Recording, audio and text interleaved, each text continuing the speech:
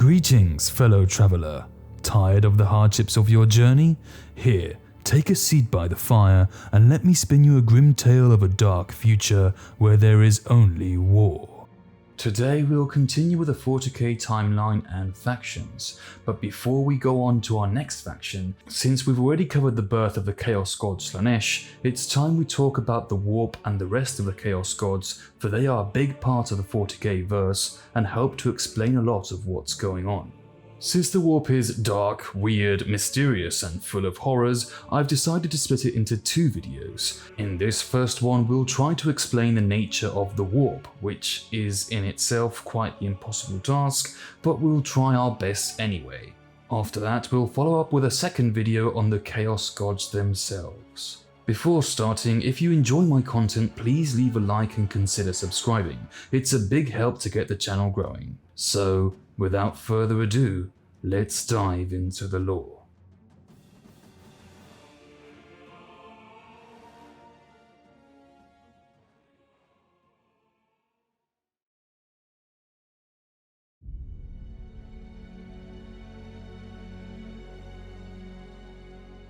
The Immaterium, the Great Ocean, the Imperium, the Warp. Trying to explain the Warp is in itself quite the impossible task. How can one put the realm of chaos into words? How to rationalize the irrational? How can one try to conceive madness? For starters, we could begin by establishing that the Warp is a parallel dimension to our own, an infernal plane of existence of pure psychic energy in constant flux like the waters and currents of the ocean. The Warp holds all kinds of secrets and mysteries, hidden truths and forbidden power, and it's home to malignant intelligences older than time itself. Many have tried to decipher the nature of the Warp, and more often than not, what they uncover is so impossible and bizarre, it poses more questions, the answers to which will drive them on a quest towards such terrible truths that will shatter their minds and damn their souls for eternity. The raw energy of the Warp is anathema to reality. To gaze upon the swirling tides of the Sea of Souls is to embrace insanity. To enter the Warp is an outright death sentence. If someone were to enter the Warp, their body would be disintegrated, completely annihilated by violent psychic energies, and their soul would be consumed and devoured by flocks of thirsting demons. The same applies for any ship to enter the Warp without the necessary protection, destroyed by torrents of arcane energies or invaded by hordes of demons that will feast upon the souls of their crew. Yes, you heard that right. Demons. The Warp is home to demonic entities, aka Neverborn, and the Chaos Gods, who we could say are de facto rulers of this twisted realm. The Warp and reality are at the same time anathema and complementary realms, sharing a kind of symbiotic relationship inseparably tied to one another since the dawn of time. The only place real space and the Warp can coexist is inside a warp storm or a warp rift. Warp rifts are tears in the fabric of reality through which the nefarious energies of the Warp seep through to our dimension, corrupting real space and allowing demons to materialize into our realm. If left unchecked, warp energy can taint real space, twisting reality and turning it into a mixture of both realms, a hellscape where the laws of reality are suspended and mortals and demons can coexist.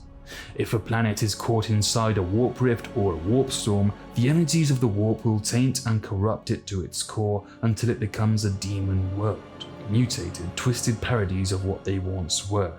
Infernal landscapes full of demons, mutants, and chaos worshippers, usually governed by a demon prince or claimed by a chaos god. Demon worlds come in all kinds of shapes and sizes. Some may have oceans of boiling blood, others may have writhing tentacles or open maws bursting from its crust. Others might be covered in maggots and toxic plague-carrying clouds that weep pus onto the surface. Others might be completely sentient beings, like the case of Oliensis, once a human who indulged in gluttony and for his excess was blessed by Slaanesh, growing so much as to turn into a demon world. When it comes to demon worlds, the possibilities are endless. Prior to the opening of the Great Rift, the most infamous warp rift was the Eye of Terror, a great tear in reality created by the birth cry of the fourth Chaos God Slaanesh due to the debauchery of the Eldar. Upon its creation, the Eye of Terror swallowed the heart of the Eldari Empire and has forever since been a haven for heretics where mortals and demons can coexist. The Eye of Terror was where most Chaos worshippers came to find refuge from the forces of the Imperium of Mankind, acting as a kind of prison from where it was nigh impossible to escape. Most infamous and feared among these heretics are the Chaos Space Marines. Marines once loyal to the Emperor who broke their oaths and turned their backs on mankind to serve the ruinous powers. Some were the original members of the Legiones Astartes that turned traitor during the Horus Heresy. However, throughout the millennia, many Marines from Loyalist chapters and successor chapters have become renegades who exiled themselves into the Eye of Terror to form their own warbands or to join already existing ones and pursue their own desires. In the depths of the Eye of Terror, these traitors and heretics were free to pursue their desires and ambitions or to serve the gods in search of their favor, might they be rewarded for their worship with immortality and other more terrible gifts at the cost of damnation. The Imperium of Mankind fortified many worlds surrounding the Eye of Terror and other major warp rifts to avoid traitor fleets entering real space and sowing chaos on their worlds. And so, the Imperium could rely on these mighty fortress worlds, such as Cadia, to act as a dam to contain the heretics in these corners of the galaxy. However, after the fall of Cadia during the 13th Black Crusade, the Eye of Terror has expanded and grown into a massive warp rift that splits the galaxy in twain, known as a Cicatrix Maledictum. This was a truly apocalyptic event that has turned the tables in favor of chaos, allowing chaos worshippers to travel with more freedom than ever throughout the galaxy, and allowing demons to manifest in reality with much more ease. But Chaos Marines, the 13th Black Crusade, and so on are topics for another day, so let's get back on track with the nature of the warp. The warp's most fundamental aspect is that it works as a kind of twisted reflection of reality. The beliefs, emotions, and actions of sentient beings in real space echo throughout the warp and generate what we refer to as warp energy. This energy can coalesce and to some extent gain sentience, spawning what we know as warp entities or demons. In turn, demons and warp entities feed off this energy. It's literally their nourishment. We could say it's their quote-unquote food, and without it, they would starve, lose energy, and eventually cease to exist. The more extreme emotion or action on the physical realm, the more it will resonate into the warp and create more warp energy. Let's say you're driving your car and suddenly a drunk driver skips a stop sign and slightly crashes into your car, leaving a decent dent or scratch. So you get out of your car, argue with the fool, but in the end you exchange insurance information and you both calm down. The amount of rage you could have felt in that moment will generate a small amount of warp energy, but it will only be the equivalent to crumbs for the demons in the warp. But let's say instead of calming down, you decide to drag the drunk driver out of his car and bash his head in with the door until it's turned into a mushy pulp. This rage and bloodshed will provide significantly more nourishment to the entities that dwell in the warp. Thus, demons always seek to influence mortals into carrying out the most extreme actions that generate the most extreme emotions, and in turn creating more warp energy for them to consume. If these extreme actions and emotions generate enough warp energy, demons might gain enough power to do a number of things. Maybe the demon could gain enough power to breach the barrier between our dimensions and manifest in reality. Maybe it could slowly erode the mental barriers of a certain mortal and possess its body, turning them into a demon host. A demon host is basically anyone who's been possessed by a demon, and thus they are extremely powerful entities bestowed with a demon's preternatural strength, durability, and speed, as well as their demonic powers. But if a demon is cunning and patient enough, it can begin to influence mortals, whispering in their minds, promising power and blessings to make their deepest desires come true. This way they will begin to seed corruption, manipulating mortals, maybe even getting them to create a chaos cult. The cult will often have a leader whose mind will be more susceptible to corruption and open to the dark truths of the warp. The cult will slowly grow in number, secretly adding more members to their ranks. Once they have enough resources and forbidden knowledge, they might carry out a ritual to summon the entity that first whispered into their minds with the promise of paradise. This ritual would enable the entity itself to manifest in real space, or in the worst case scenario create a warp portal through which much more demons can slip into reality and begin corrupting, enslaving, or outright murdering the entire population. This would be the worst case scenario if we're talking about a particularly cunning demon like a greater demon, for example, but if the cult were to summon a minor demon, it would most likely massacre anyone in its path until it runs out of energy or is destroyed. This is merely one example of how demons can corrupt and twist the minds of mortals to fulfill their goals, but chaos cults can form in many different ways. As mentioned earlier, all demons share the same nature. They become what they feed on, and they feed on what they are made of. If a demon is born out of rage, desperation, or excess, it will seek to generate more of it to feed upon it and grow in power. Demons can also feed upon the souls of mortals. Each sentient race contains an essence of warp energy we could refer to as a soul. A common misconception is that all souls of all races go into the warp after death and are consumed by demons, which isn't entirely true.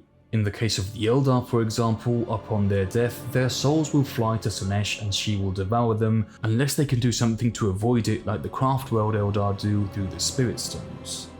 The souls of the Orcs go to Gork and Mork after they die, so they don't get devoured by demons, but for the rest of the galaxy, generally speaking, upon death the souls will fly into the warp and dissipate into it, adding their energy to their ever-swirling tides. However, if we're talking about a particularly strong soul like that of a Psyker, it will linger long enough in the warp to be consumed by flocks of thirsting demons, or it might be tortured for eternity by cruel entities that will tear their soul apart again and again, and then remake it to repeat the process anew until the end of time, which is probably one of the worst fates in the dark future of M41. Also, if you're killed by a demon or in the vicinity of a demon, your soul will most likely be consumed by them, which explains why demons are so keen on slaughtering mortals with their bare hands. It's not that they enjoy it, which to be honest most of them do, but it's that they need our tasty souls for their nourishment, for their very survival. So if demons are born out of the psychic emanations of sentient beings' emotions, this begs the question, how come all demons are so malignant? Are there no benevolent entities in the warp? Incarnations of concepts such as love, hope, mercy? With the state of the warp in the current setting, even if such entities were born, they wouldn't survive long enough and would be swiftly torn apart by other more violent entities. The Eldar pantheon is probably the best example we have of quote-unquote benevolent gods or forces of good that we can find within the warp. Millennia ago, in the ancient times during the War in Heaven, the Eldar had the necessary knowledge to create their own gods, willing them into existence through their collective belief. Through this power they managed to create a pantheon of gods that watched over them, guided and protected them. However, over the millennia they fell into a spiral of decadence and debauchery that led to the birth of Slaanesh, who slayed the vast majority of their pantheon. This is why those Eldar who survive and still care for the well-being of the galaxy know they must restrain their passions. They know full well their acts and emotions can cause grave consequences in the warp. So to sum up, the warp is a violent realm full of demons, dark gods, and our souls go there after we die to be tortured for eternity by malevolent entities. In other words, in Warhammer 40k, hell is real.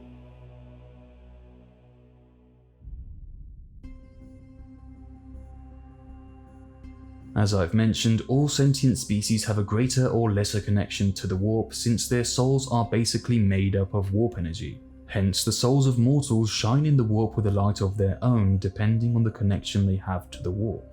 Eldar souls burn like a bonfire. They are psychic species and their psychic powers are amongst the strongest in the galaxy. Human souls burn like candles in the warp. Meanwhile, other species with minimal connection to the warp, like the Tau for example, could be the equivalent to a match or a tiny spark.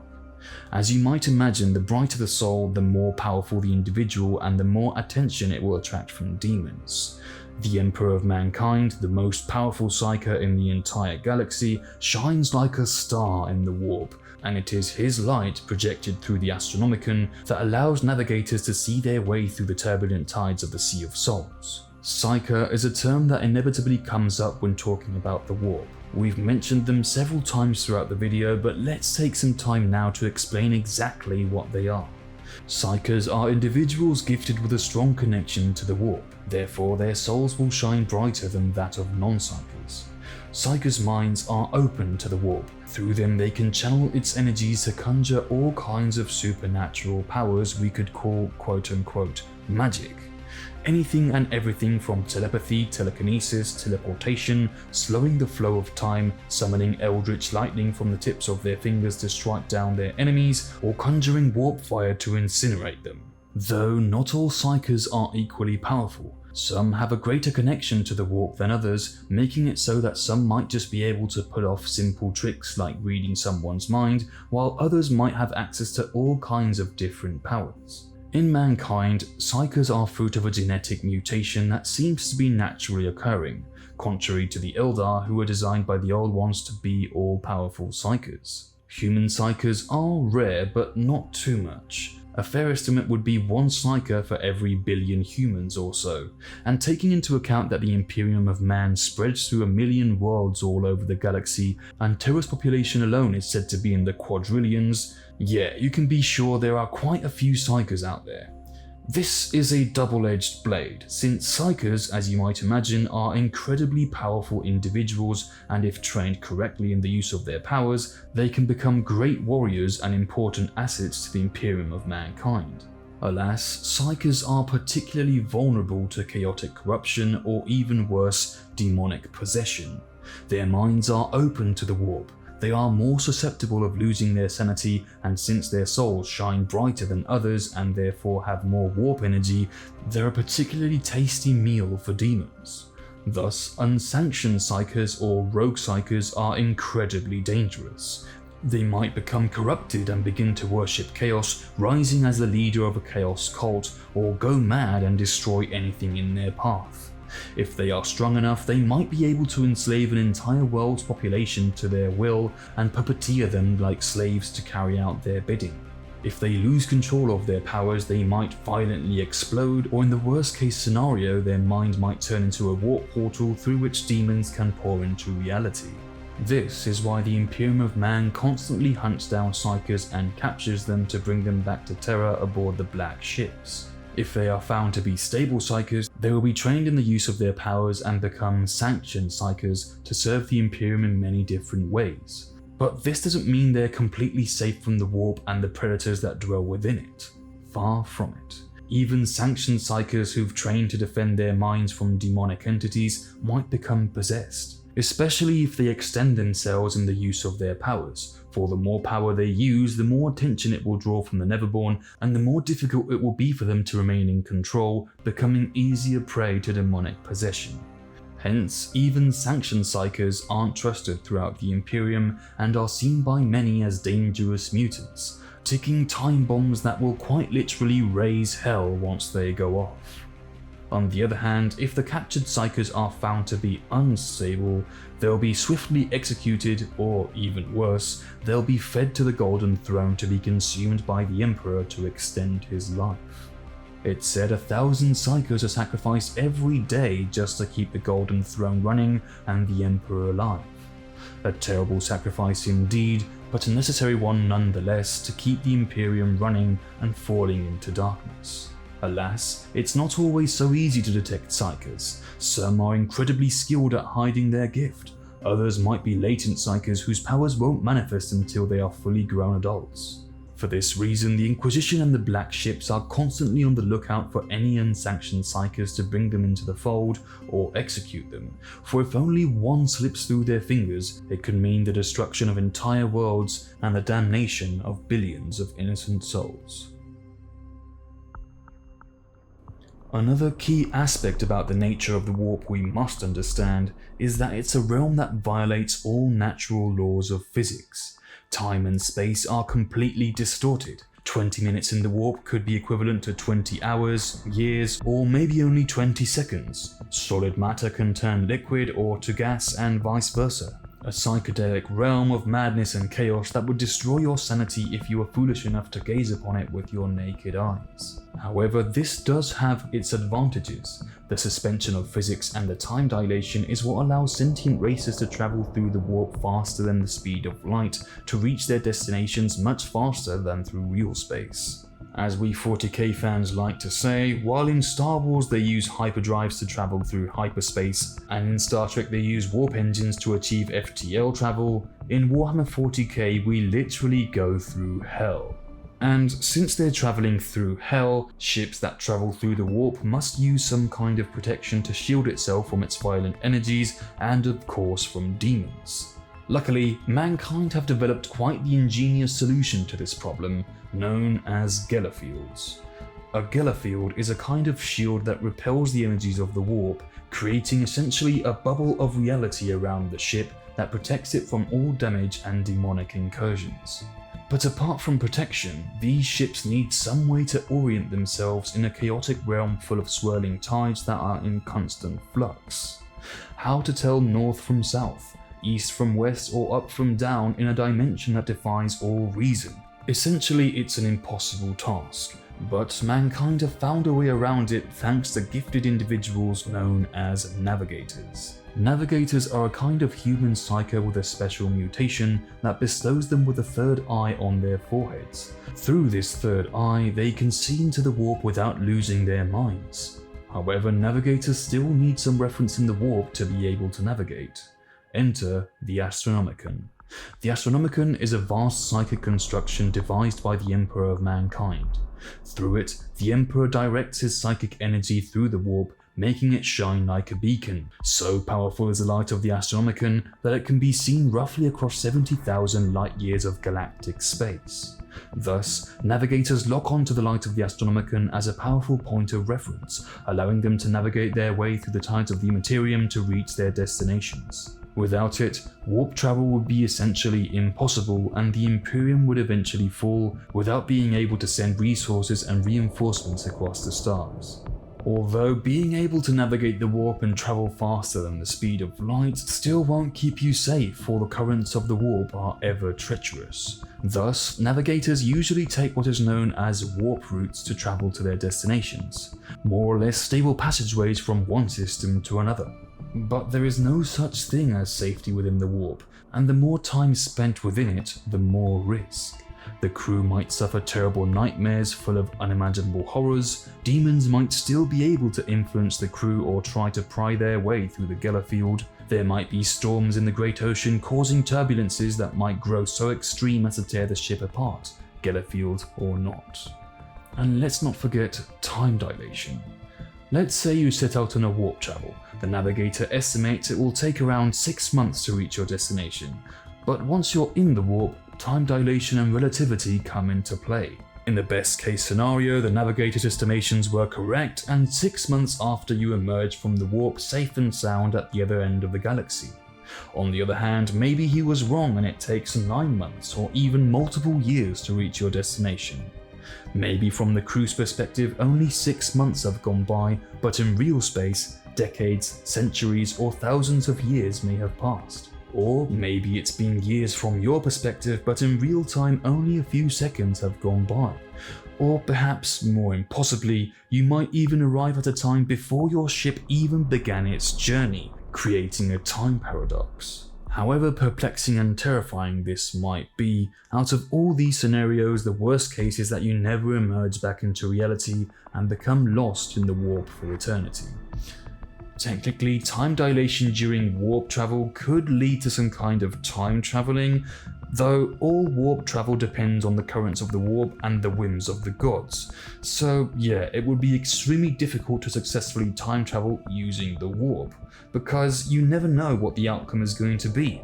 Also, time travel isn't explored much in 40k. It's not a whole thing like to go back in time and tell the Emperor about the Horus heresy to fix everything. That just won't work. And anyways, the Chaos Gods wouldn't allow it under any circumstance. Also, now that we're talking about time and the Chaos Gods, warp entities don't perceive time as we do, since demons, Chaos Gods and warp entities all exist outside of time itself. Thus, the concept of time is quite foreign for warp entities, which makes navigating the timeline of the physical realm quite difficult for them indeed. Even something perhaps simpler like seeing the future is one of the most complicated tasks in the galaxy. Even Tzeentch, the so-called Master of Fate, doesn't know 100% what the future holds. In 40k, the future presents itself in a great number of possible outcomes that can become real if certain events take place. Masters in the art of divination such as Tzeentch, Eldar Farseers, or even the Emperor of Mankind will seek out certain strands of fate to try to manipulate the future, making sure certain things happen at a certain time to make a possible future come certain. Or on the other hand, if it's an undesired future, they could try to avoid it by interfering with events to make sure it never comes true. Ultimately, the art of shaping fate to one's will through fragmented visions of the future is a tremendously complex art, and even with extreme caution, playing with fate often has unforeseen and disastrous consequences. Now that we're still talking about time, let's delve into a concept that is mentioned in several novels. The idea that chaos gods and demons are quote-unquote beings before time, or concepts older than time itself. This idea of an eternal being that has always existed and always will, without beginning or end, always causes a lot of confusion to us. Maybe it's so hard for us to understand because it's the complete opposite to our nature. We know that we have a limited time to live. We are born, we waffle around, and we die. And practically everything we know follows the same pattern. Everything has a beginning and ends up succumbing to time in some way or another. Now, we could start to digress and engage in a long debate and ask ourselves, what does before time mean, or how do we even define time, or if time existed before the Big Bang. But I believe there's a better way to understand it if instead of thinking of them as entities that have existed before time, we think of them in a different way. It's said the warp has existed from time immemorial. According to the first psychic entities, it's a realm that has always been there, always existed. This could mean that the warp is a dimension that either was created at the same time ours was, or perhaps it existed prior to it. This could in theory make sense. If it existed before reality, all entities within it could be said to exist prior to time itself. But we already stumble upon our first inconsistencies. We know for certain that at least Slaanesh was born at a very precise time in our reality when the warp storms of Old Night finally abated around M30. So if Slaanesh was born at some point, clearly she hasn't always existed, right? Well, there could be another explanation for that too. One could argue that demons, chaos gods, and warp entities before fully awakening or being born were merely concepts or ideas without sentience or will. And as the warp, they were always there, just floating around in the Immaterium. During the War in Heaven, the peaceful tides of the warp changed due to the great amount of extreme emotions pouring into it, such as hate, suffering, fear and desperation, plus the extinction of entire races that sent a large amount of souls and psychic emanations of pain and anguish that destabilized the energies of the warp, turning it into a violent and dangerous realm. So maybe these concepts that were just floating around harmlessly in the warp began feeding on all this negative energy and gained a certain degree of intelligence, a kind of primitive sentience guided by an insatiable hunger to consume more and more energy. This could in theory explain how the first demons came to be and how they slowly began sowing the seeds of what is known today as chaos. This could be at least one explanation as to how demons/chaos gods can be entities that existed before time itself, despite having a certain time of birth in our reality. Or maybe instead of birth, the term awakening is more appropriate in this case. Anyhow, that's how I personally have made peace with it. But this all could just be that demons are flat out lying because they are deceitful by nature, and because they do seem to like to boast about their power and how they are so superior to mortals in every way. In any case, I'd love to hear what you guys think about all this in the comments too, so leave a comment with your thoughts. On a slight side note before continuing, we've mentioned how mankind managed to navigate through the warp. But how can demons navigate through the warp or even through reality if concepts like time are anathema to them? Well, remember how we said souls shine with their own light in the warp? demons can sense that light, and I'd say it's safe to assume that the more lights together means more population and more demon food. If a light is particularly bright, good news, Psykers on the menu. Also, each individual soul shines differently, and demons can taste the particular emotions one is feeling at each time. This way, demons can track down individual targets like a shark smelling blood in the ocean.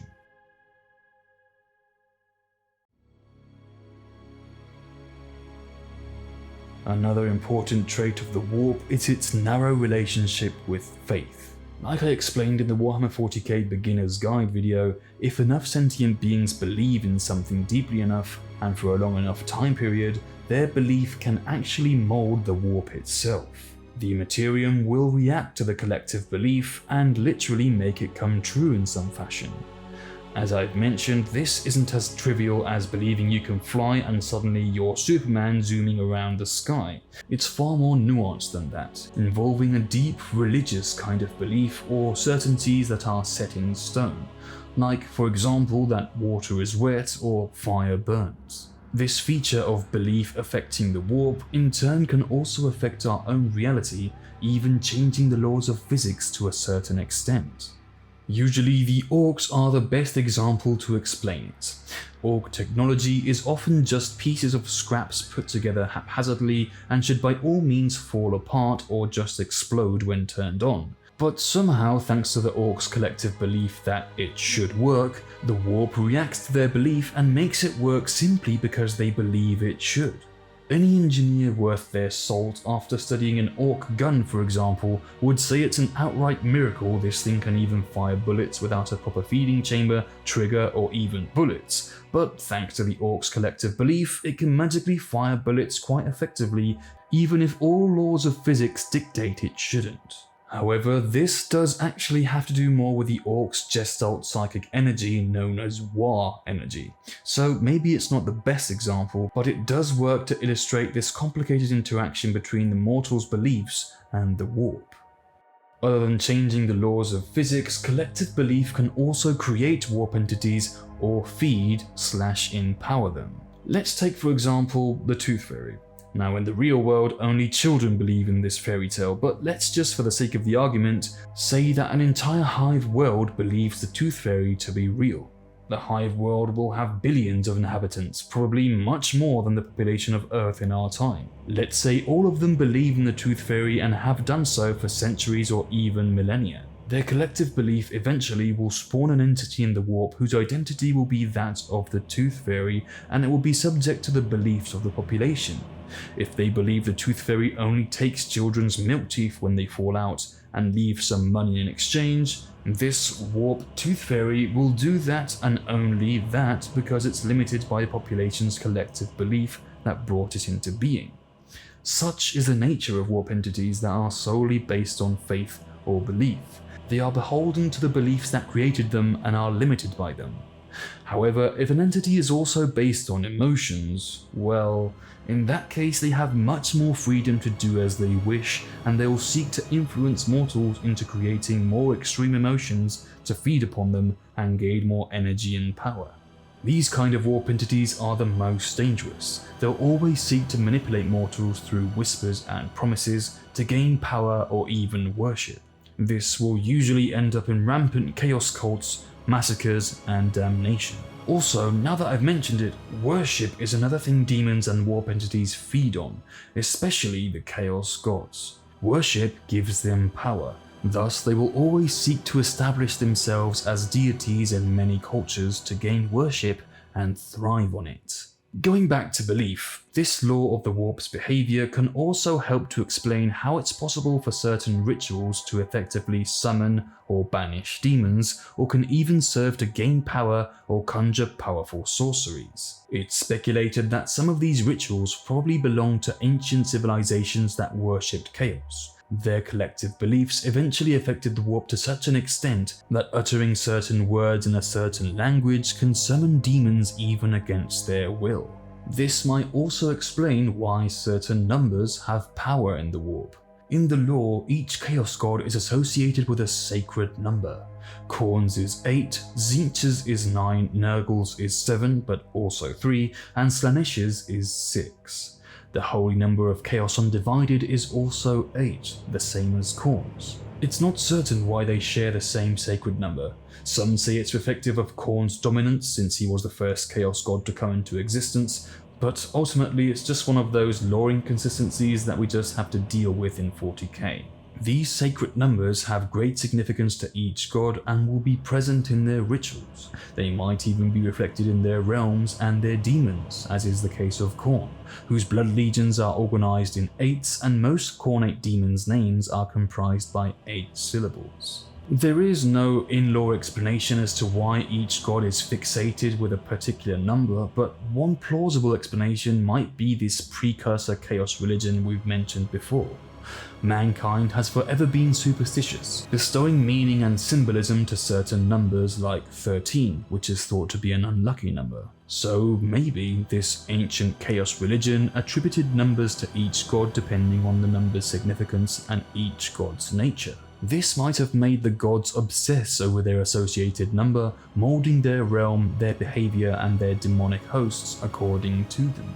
This could be one possible explanation. Another one could be that mortal superstitions around numbers granted each number a certain power within the warp, and the Chaos Gods adopted one or another depending on their nature. No video on the warp would ever be complete without talking about chaos corruption. As you've probably gathered by now, gods and demons are very real in the dark future of Warhammer 40k. As I've mentioned several times now, chaos gods, demons, and warp entities need our emotions, worship, and actions to survive. It's literally their nourishment. Thus, they endlessly strive to twist mortals to carry out their will through visions, whispers, outright lies, promises of power, and dark pacts. But how does chaos corruption actually work? How come even the purest of souls can succumb to the temptations of chaos? How could one individual or an entire group exposed to the truth of chaos lead to the destruction of an entire world? Well, this is due to what is known as chaos taint. Interacting with the raw energies of the warp, a warp entity or an artifact imbued with the power of the warp will often leave a taint on our soul, a small seed of chaos corruption that will grow in time until it has corrupted us completely and turned us into chaos worshippers. Sometimes chaos corruption is as clear as day, like if several tentacles sprout from your body and you start speaking gibberish, then congratulations, you're a filthy chaos mutant now. But sometimes chaos corruption can be very subtle and very difficult to detect in many cases. So let us look at an example of corruption with a hypothetical case. Let us picture a random individual from a hive city. An average Joe who works his shift, prays to the Emperor, is loyal to the Immaterium, a perfectly harmless and normal Imperial citizen. Let's call him Joe, just to make it easy. So, let's say Joe has somehow acquired a scroll or a text that contains dark knowledge regarding the nature of chaos. Maybe at the beginning the words on the scroll are completely meaningless to him, written in an alien language or in cryptic runes he can't understand. But somehow he feels a strange curiosity, an attraction, a kind of pull that compels him to try to decipher this mysterious script. Unbeknownst to Joe, the simple act of looking upon the scroll has already planted the seed of corruption in his soul. So every day, after his shift, Joe tries to read the scroll, and every time he seems to be a little bit closer to understanding its full meaning.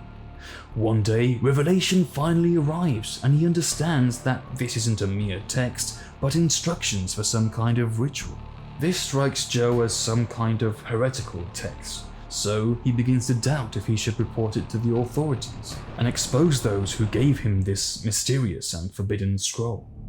But something inside Joe is against that idea. He's fascinated by what this could be, tempted even. He wants to know more. He needs to know more, and in any case, if he were to report it, he might end up on the execution block for being in possession of forbidden heretical knowledge. So, Joe holds on to the scroll, and every day that passes, the temptation to carry out the ritual grows stronger. The mysterious runes and symbols swim through his mind at every passing moment. He simply can't stop thinking about it. One day, he finally decides to take action. He draws the indicated symbols on the walls of his hab and speaks the words. But nothing happens. So, disillusioned, Joe goes back to his life thinking it was all nonsense. Time goes by, but he can't shake the thought that something he did must have been wrong. There must be some way to make it work. And he knows if he does, he'll discover something truly wondrous, a hidden truth, a powerful secret he just needs to uncover. So, after each shift, John studies the scroll and tries to carry out the ritual night after night. At this point, Joe has fallen head over heels into temptation. Corruption has weeded its way into his heart, and he's well on the road towards damnation. This unshakable interest he has for the mystical scroll might drive him to seek out those who handed it to him and ask them for their help. He might end attending clandestine meetings with like-minded individuals, truth seekers who only wish to better understand the hidden truths of the cosmos. On the other hand, he might keep it all secret and continue to investigate by himself.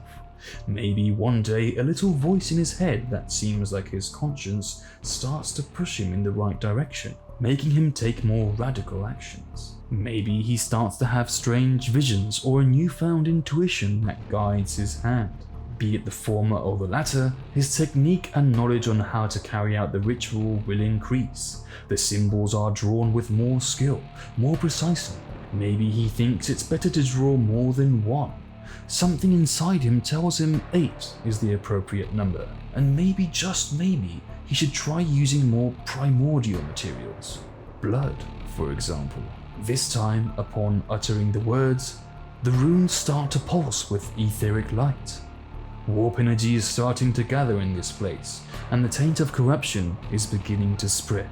Joe sees this as an important breakthrough in his research. He's driven to carry out more extreme actions, anything to see his work completed.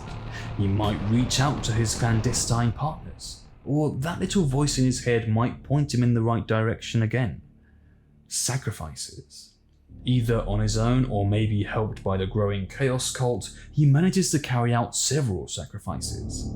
The symbols on the wall of his hab unit are now pulsing with arcane power, and blood is seeping out of the runes. If left unchecked, warp energy and the taint of chaos will grow exponentially until it's enough to break the barrier between dimensions, creating a warp portal, and nefarious energies of the Immaterium will twist reality until the hab block, the streets, and the entire Hive City is a vibrant mass of tentacles, blood, and otherworldly horrors. If the warp portal were to be closed in time, the chaotic energy would cease to flow, and the demons and the horrific transfiguration of reality would dissipate. Those unlucky survivors who witness the horrible truth of chaos with their own eyes are often deemed too dangerous to be left alive, for the knowledge of the existence of chaos alone, or even witnessing a demon, is enough to corrupt. And so the agents of the Inquisition will most likely execute them, sterilize them, turn them into servitors, or if they're incredibly lucky, subject them to mind wipes. In time, the city might even be rebuilt and be home again to a new population. However, demons have walked here, and so the taint of chaos will forever stain this place, a taint that can slowly tempt those of weaker wills and repeat the cycle anew. Also, if only one of those chaos cultists were to flee from the city before imperial retribution could arrive, they could spread corruption to other planets and systems, creating new chaos cults that in time could gain enough followers and power to open a warp rift, summon hordes of demons, convert the planet into a demon world, or have it sucked into the warp entirely, consigning the souls of untold billions to eternal damnation. This is the main reason why the Imperium works so hard to suppress information relating to the warp and chaos. How are you expected to maintain peace and stability throughout a galactic empire if you tell your citizens that, yeah, the gods are real, they live in a parallel dimension to ours, and they can grant you infinite power and even immortality if you worship them, but pretty please don't do it because they're evil? Surely many might be reasonable and understand the dangers this might entail, but given our history, I think it's more than safe to say that humans will do almost anything to achieve power without thinking about the consequences of their actions. As the old adage goes, power corrupts, and absolute power corrupts absolutely. The denizens of the warp know this and tempt us with promises of power to exploit our weaknesses.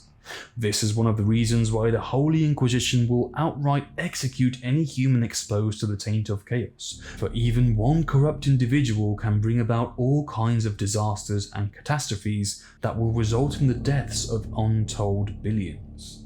Sometimes, when the taint of chaos has taken such root on a planet that there is no turning back, the Imperium will destroy it, sending billions of lives to oblivion to save untold trillions through what is known as Exterminatus, the ultimate sanction of the Imperium of Man, unleashed when there is no hope and a world is considered lost beyond any kind of salvation.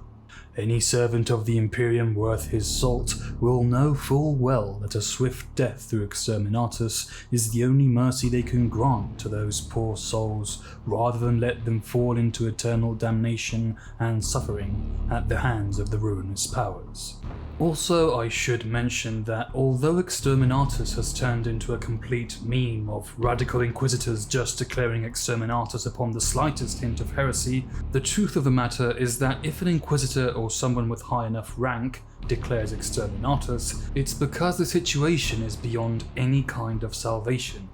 Any and all Exterminatus is considered a great loss and a tragedy. But those who declare them are well aware they have no right to let the suffering of so many innocent souls continue for a moment longer. They must be granted the Emperor's mercy. Exterminatus is the last resort, only carried out in times of dire need when all other measures have failed. In a nutshell, chaos corruption is one of the main threats to the Imperium of mankind, growing and festering from within, capable of infecting entire worlds with the taint of chaos. And once they're sucked into the warp or turned into a demon world, there is no turning back. Thus, the Holy Inquisition and the various agencies of the Imperium, such as the Space Marines, the Ecclesiarchy and the Sisters of Battle, must be forever vigilant and develop a keen scent for detecting and rooting out heresy even within their own ranks. The other meme that has taken root online is that of outright executing any mortal who has witnessed or uncovered the primordial truth of chaos, which unfortunately is mostly true, since the Imperium simply cannot afford to let the masses learn about chaos. Though, as mentioned earlier, this isn't always the case. They aren't always executed. Sometimes they are sterilized, other times they are turned into servitors or their minds are wiped. But nonetheless, they must be dealt with in some way or another. Obviously, there are those in the Imperium who are authorized and even tutored in the knowledge of chaos and how to fight it. Foremost, the Inquisition, those with the holy duty of rooting out chaos corruption wherever they find it, and whose ultimate goal is the total defeat of the ruinous powers. Inquisitors are usually exceptional individuals of iron will, enough to resist the temptations of chaos in order to fight it effectively. Alas, not even they are immune to its corrupting effects, and sooner or later some might turn into full-fledged chaos worshippers. Space Marines are also more resilient to the taint of chaos thanks to their genetic augmentations designed by the Emperor of Mankind, but not even the esteemed Angels of Death are immune to chaos taint. Also, I believe it's safe to say that Imperial Guard regiments that fight against Chaos Demons with regularity aren't simply executed after each battle, or the populations of fortress worlds close to warp rifts that regularly suffer demonic incursions aren't subjected to Exterminatus either. In these cases, the Ecclesiarchy will spin a tale of dark forces, enemies of the Emperor's holy light, evil things that linger in the shadows. They might even go as far as to call them demons, but the Ecclesiarchy will give them as little knowledge as possible as to contain the true nature of chaos. And so, thanks to the Ecclesiarchy's effective mindwash, all they have to do is believe in the Emperor, be disciplined and work their shift. And if anyone shows the slightest sign of corruption, a swift trip to the execution block will do the trick. All in all, the knowledge of chaos and the Imperium of Man is on a need-to-know basis. If your job doesn't require you to know anything about it, then you won't. And so, through lies and indoctrination, like for example that the only god is the Emperor of Man and there are no such thing as demons, the Imperium protects its population and its worlds from the dangers of chaos corruption. On a final note, this example I've given with our friendly neighbourhood heretic Joe is of a slowly festering corruption.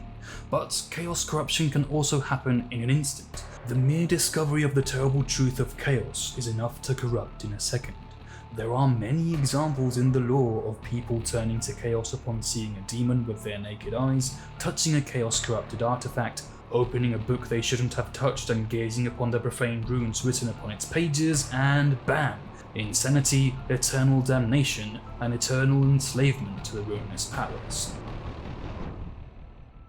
Now, we've already covered how demons come into existence, their insatiable hunger for the psychic emanations of our most extreme emotions, and of course our succulent souls. However, there is one important thing about their nature we still haven't talked about. Demons aren't natural to our reality. To exist in real space, first they need to penetrate the veil between dimensions, an act that requires a certain amount of warp energy. That's why usually they need mortals on the other end to thin the veil for them. This can be achieved through worship and chaos rituals as mentioned before, but certain extreme acts can also serve to thin the veil, like a particularly gruesome massacre, war, or excessive blood orgies like those of the pre-fall Eldari. Something that would create extreme emotions, or also maybe some kind of technology or warp-based weapons that could thin the barriers between reality and the warp. Once that is achieved, they can materialize in real space by creating a material body with which they can exist in our realm.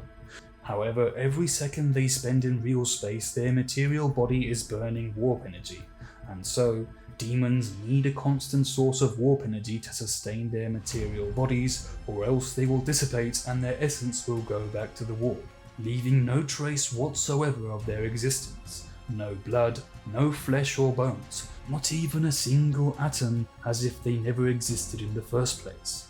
This is why once demons materialize, they'll go around murdering and torturing and consuming the souls of their victims to generate more energy to maintain their corporeal form. Once a demon has materialized into reality, they are quite tricky to kill because, well, they're demons. Supernatural entities blessed with supernatural strength, speed and resistance on top of their demonic powers. Also, demons can be quite resilient to conventional weapons. Things like solid projectiles aren't really going to do much against demons apart from slowing them down. Their only true weaknesses are fire, blunt force trauma or psychic powers. And out of those three, psychic powers are the most effective by far. Alas, even if a demon is slayed in the material world, they will continue to exist. Their mortal form will be destroyed, but their immortal essence will be banished back to the warp until they can gather enough strength to manifest in reality again. Or if there's a powerful enough source of warp energy, like say a warp portal, slaying the demon won't really achieve much, since they can create a new body and continue to rampage through reality all the same. In this sense, demons are truly immortal beings. They cannot be killed. At least not by conventional means. The only ways to permanently kill a demon, aka achieve true death, is with anything that could destroy your soul. An overwhelming amount of psychic power, like that of the Emperor of Mankind for example, special artifacts or relics like the Sword of the Emperor, rituals involving the true name of a particular demon, or psychic blanks. Psychic blanks are individuals who have a very rare mutation dubbed the pariah gene.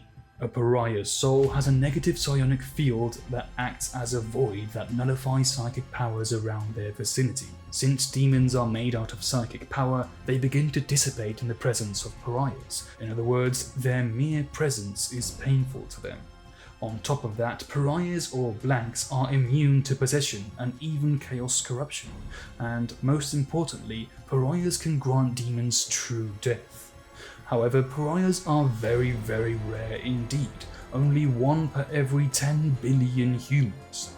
Pariahs are extremely coveted by Inquisitors, since they'll probably have the most dealings with the enemy Psykers and Deamons, and having a blank on your side will essentially make you immune to their attacks. I can already hear you asking, why doesn't the Imperium just build an army of psychic blanks? Well, as I said, they are extremely rare and difficult to find, and secondly, they already have one, the Sisters of Silence, an all-female army of pariahs trained in the arts of war and specialised in fighting Psykers and Demons, which makes them the Imperium's most elite witch and demon hunters. Apart from all the above, demons can also consume the essence of other demons, killing them permanently, and also Chaos Gods can destroy their own demons at will or reabsorb them into their own essence whenever they wish. All in all, the Warp is a dark and mysterious realm, anathema to reality but essential to it. Within it dwell the dark gods and their demons, who seek worship, bloodshed and servitude in their name, while feeding on our most extreme emotions and the souls of mortals. Without the Warp, mankind wouldn't have been able to reach distant stars and establish a galaxy-spanning Imperium. Indeed, the Warp provides many important benefits like FTL travel or Psykers, which are crucial for interstellar communication and travel among other things. Alas, the ruinous powers pose the greatest threat to all life in the galaxy. If left unchecked, they'll corrupt reality into a twisted hellscape and enslave all sentient beings to their will, leading us all into eternal damnation.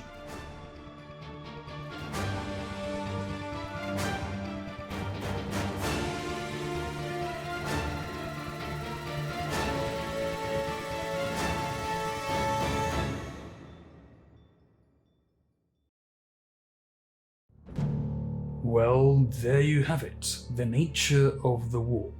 The Warp is probably one of the most complex things to explain in detail in the lore, but I hope I've shed a bit of light on the matter to help newcomers better understand it. Now that we've covered the most important features of the Warp, it's time we move on to the second part, the Chaos Gods.